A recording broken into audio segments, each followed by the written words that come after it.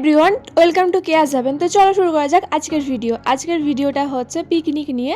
তো 2026 তো দেখতে দেখতে পড়েই গেছে, তো পিকনিক করবো না এটা কি হয় বলো।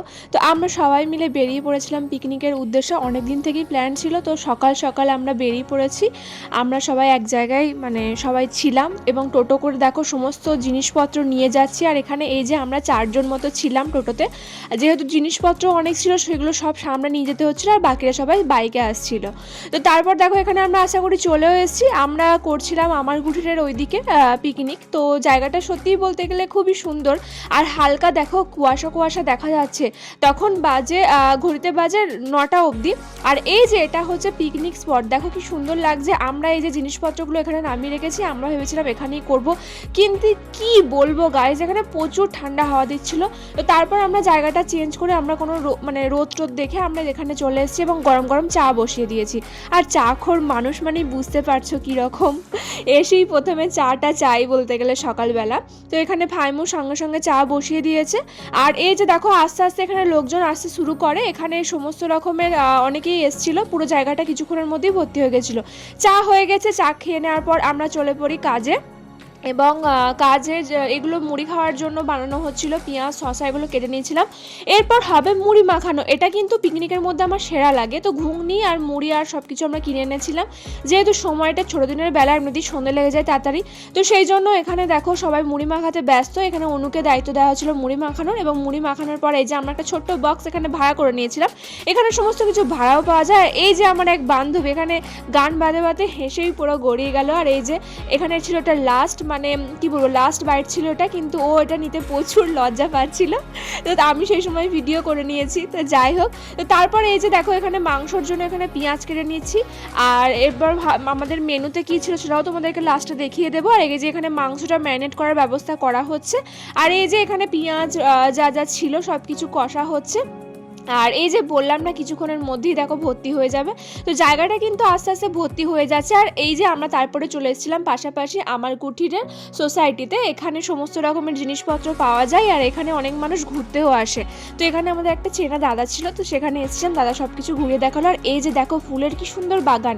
আর হ্যাঁ, আমি সবটাই শেয়ার করবো, তো তোমরা কন্টিনিউয়াস দেখতে থাকো। এখানে দেখো কত রকমের চামড়ার ব্যাগ পাওয়া যায়, আর এই ব্যাগগুলো তো আমার প্রচুর ভালো লাগে। আর জিনিসগুলো দেখো ঘর সাজানো নানা রকম জিনিস, চোখে লাগার মতো জিনিস। সত্যি বলতে আমার তো সত্যি বলতে খুব পছন্দ হয়েছে। তো আমি নেক্সট বার গিয়ে কিন্তু অনেক কিছুই কিনবো। তো এই যে আমরা এবার ওপরের দিকেও চলে যাব।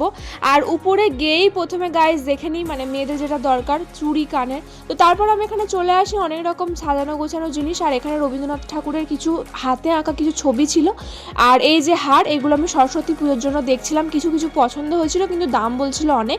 তাও যাই হোক, তো জিনিসগুলো খুবই সুন্দর, পোড়ামাটির জিনিস এমনিতে তো দাম হবেই। তো তারপর এই যে হারগুলো দেখো কি সুন্দর। তারপর আমরা পিকনিকে যা ছবি না তুললে হয় বলো। তারপর আমরা এখানে দেখে ফেলেছি একটা সুন্দর সর্ষের ক্ষেত, তো সেখানে চলে গিয়ে এরকম কিছু ভিডিও ক্লিপিং ছবিও নিই। তো তারপর আমাদের এসে দেখি এখানে মাংস হয়ে গেছে আস্তে আস্তে। তো তারপর দেখি মাংস এখানে সেদ্ধও হয়ে গেছে। তো মাংস টেস্ট করার দায়িত্ব দেওয়া হয়েছিল অনুকে। অনু এখানে মাংস টেস্ট করতে বসে পড়েছে এবং ও মাংসটা দেখছি আমার নুন ঝাল সব কিছু ঠিক আছে কিনা। প্রথমে সই খেলো, তারপর আমিও খেয়ে দেখেছি ঠিকঠাকই ছিল। আর এই যে এখানে অর্পি এখানে কাজ করছে, আর এখানে সবাই কাজ করেছে এবছর সত্যি বলতে। তো এখানে ফাইমু গান চালাচ্ছে, তো গান না সিলেক্ট করা যাচ্ছে না। তারপর আমরা এখান থেকে বক্সটা ভাড়া নিয়েছিলাম, এখানে ওই 350 কি 400 মতো নিয়েছিল কিছুক্ষণের জন্য। আর এই যে গাছগুলো দেখো কি সুন্দর লাগা যে সেমনি সেভ ইউ। তো দেখো এখানে সমস্ত কিছু ভর্তি হয়ে গেছে, অনেক লোকজন এখানে ভর্তি হয়ে গেছে। তো পিকনিক স্পটই বলা যেতে পারে। এখানে সমস্ত কিছু ভাড়া পাওয়া যায় এমনিতে, যেটা নেবে বাসনপত্র সব কিছু, এমনকি বাসনপত্র মেজে দেওয়ারও লোক আছে। আর এখানে অর্পি বলছে দেখো গাইস আমি কাজ করছি। আর এখানে ফাইমুর যেহেতু পছন্দের গান দিয়েছে, তো ফাইমু সেহেতু নাচ করছে। তো আশা করি তোমরা লিপসিং দেখেই বুঝতে পারছো কি গান বাজছে। তো যাই হোক, তো তারপর এখানে আমাদের চলে আসে স্বনামধন্য এক বন্ধু, সবার শেষে চলে আসে এবং কিছু কাজ করার নাটক দেখায় ও। কিন্তু যদিও বা ও কোনো কাজ করেনি, তবে ও ছিল, সঙ্গ দিয়েছিল, এটাই অনেক। তো তারপর এখানে দেখো এখানে কিছু কাজ টাজ করার পর এখানে অর্পিতা কি উদাস হয়ে কি না কি ভাবছে। আর এখানে আমাকে দেওয়া হয় ভাতের যে মারটা ওটা ঝরানোর জন্য দেওয়া হয়। তো আমি ভাবলাম যে হ্যাঁ চলো করাই যাক, কোনদিন ট্রাই করলাম। তারপর আমি এখানে চলে এসেছি বেগুনি ভাজা।